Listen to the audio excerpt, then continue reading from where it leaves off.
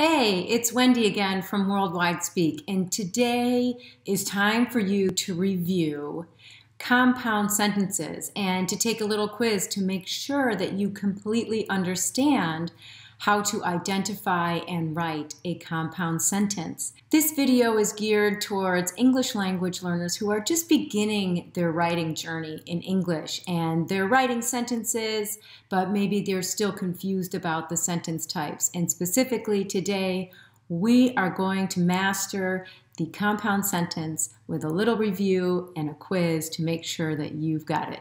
Are you ready? Let's learn. Okay, so what is a compound sentence again? Well, if we're going to give you the definition, a compound sentence is a sentence with at least two independent, somewhat related clauses joined by a comma and a coordinating conjunction. Now remember, independent clauses can stand on their own. They can actually be sentences themselves. So that's why we call them independent clauses, because they can stand alone. Now, what's a coordinating conjunction again? We remember these with the acronym FANBOYS. And what does FANBOYS stand for? You might remember for, and, nor, but, or, yet, and so. These little words can do big things, right? So these little words can connect two independent clauses to make a stronger sentence than a simple sentence. And when we make the compound sentence using one of these little words, or the FANBOYS, we connect these two independent clauses with a comma and then one of the coordinating conjunctions, one of the FANBOYS. Now, let's put this into practice. Let me give you an example. So, Vanessa likes dogs. Great sentence, right? Cute dog. Vanessa is our subject, and likes is our verb. So we know, and it's a complete thought. Vanessa likes dogs. We know that's an independent clause. It's also a sentence. So let's say we have another sentence. Vanessa loves cats. I mean, that cat is so cute, right? So we have a subject, Vanessa. We have a verb, loves, and it's a complete thought. So it's a complete sentence. It's also an independent clause. Now, these two sentences are kind of related to each other, right? It's talking about things that Vanessa likes or loves, and both about animals. What if we wanted to go from writing these simple sentences to boosting our writing level a little bit and making a compound sentence by joining those two together? Do you remember how to do that to make a compound sentence? Let's take a look at this. Vanessa likes dogs and she loves cats. Do you see what I did there? Those two simple sentences, I joined them together with a comma and one of the FANBOYS to make a compound sentence. So if I took out the comma and I took out the FANBOYS, those two clauses could be sentences by themselves. So that's how we know it's a compound sentence. I just changed the subject in the second clause, Vanessa loves cats. I changed the subject from Vanessa to she, just to make the sentence a little more interesting and not as repetitive as using Vanessa, Vanessa, Vanessa. Now, I want to make sure that you understand you must have a subject and a verb in each clause. So when you're writing your sentences and you're trying to write compound sentences, take a look at the first clause and identify the subject and the verb. And then after you've written the comma and one of the FANBOYS or coordinating conjunctions, right after that coordinating conjunction or FANBOYS, make sure there is a subject there and then a verb. So both clauses have subjects and verbs, and they express complete thoughts. And make sure that they're also somewhat related. Okay. Moving on. All right, let's do a little practice before you take the quiz.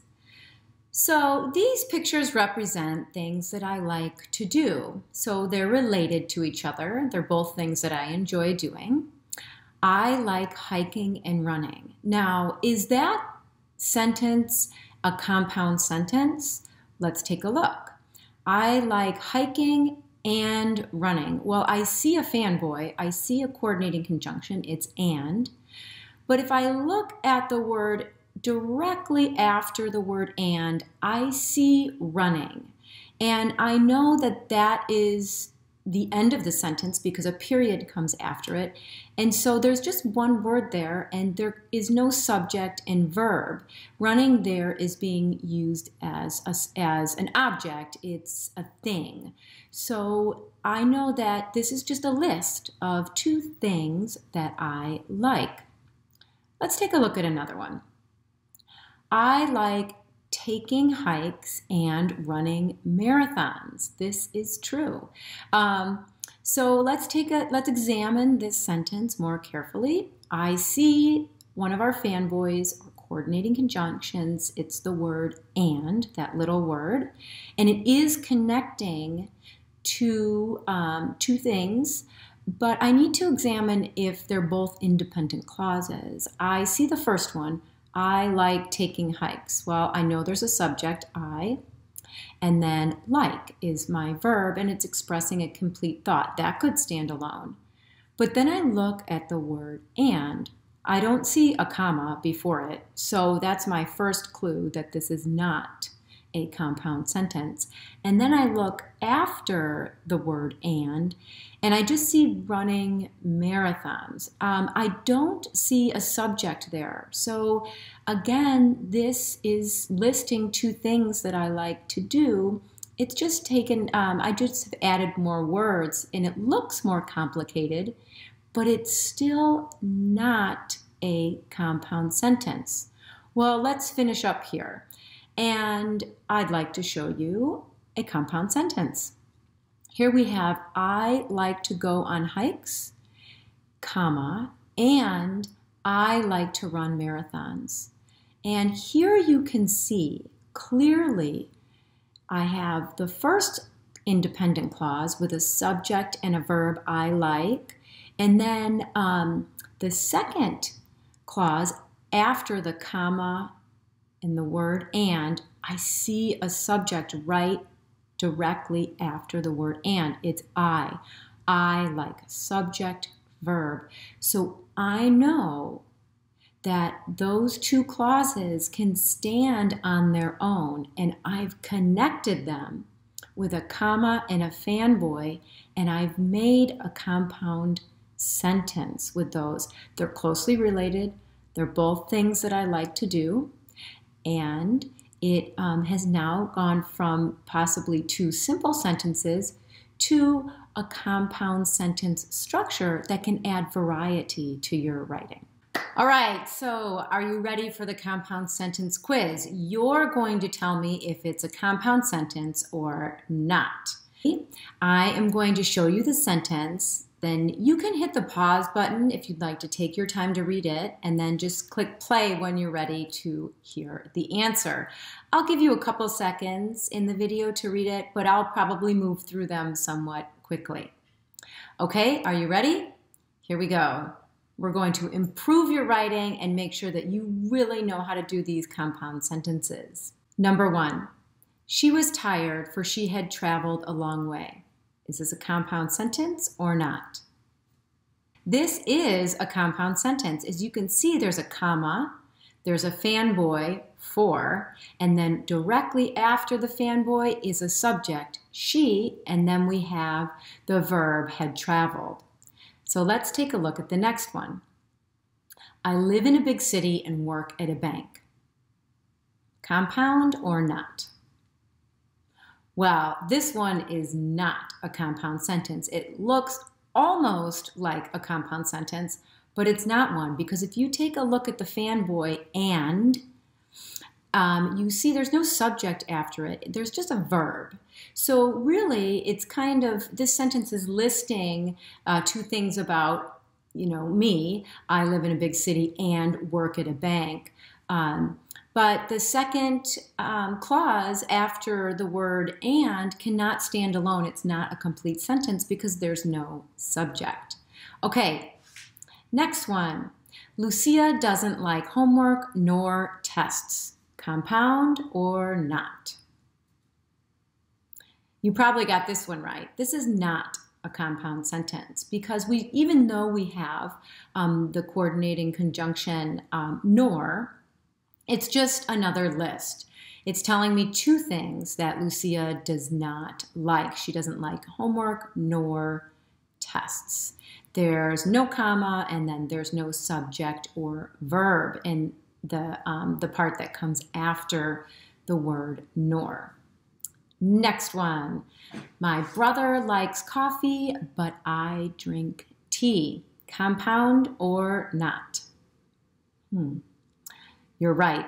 I know you got this correct because you can see the comma and you can see one of the fanboys, but, and then directly after that, I drink tea. That looks like an independent clause to me if I've ever seen one. There's a subject and then there's a verb. It's a complete thought and can stand alone. I drink tea.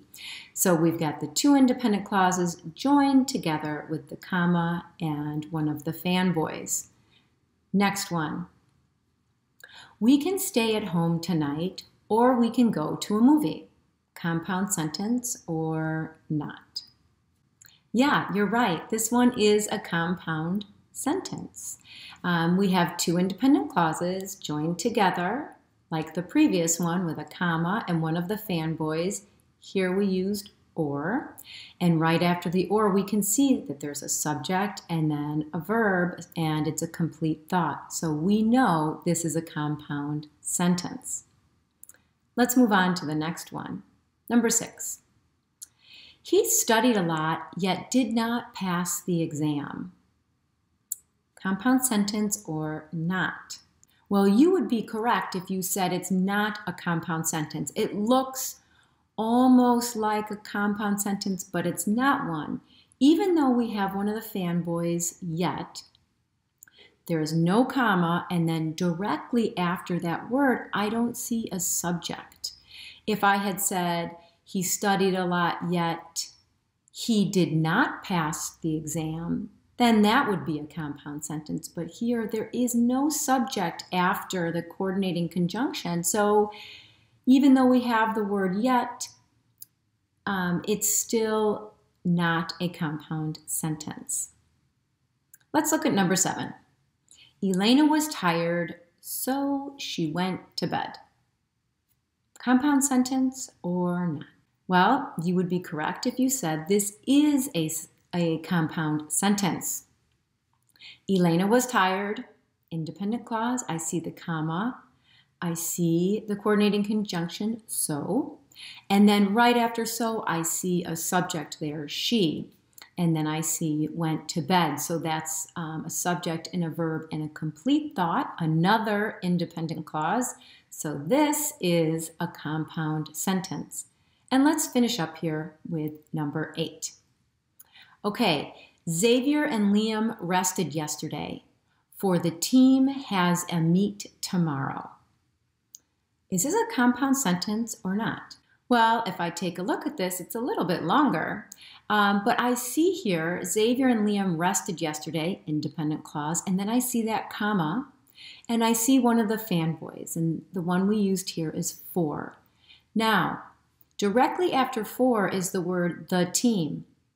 Now, this is the subject of the next clause, but it's different than Xavier and Liam, and that's okay. It just goes to show you that as long as you have that subject there, the team has a meet tomorrow, that's an independent clause, and the two independent clauses are related, and then we join them with a comma and one of the fanboys to make a compound sentence so that we can add variety to our writing and that we can move on from just writing simple sentences.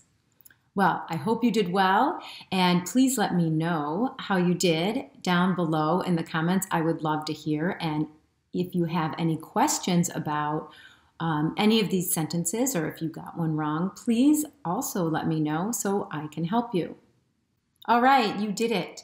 You now can identify compound sentences really well, and hopefully you will start to use them in your writing to give your writing more variety as you move from just writing simple sentences to using more compound sentences.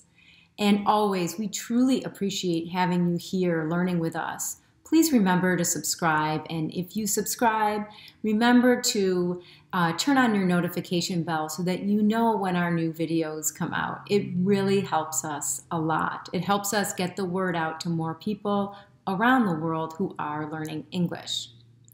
As always, more resources on our website, worldwidespeak.com. Take care, and until the next time, see you later.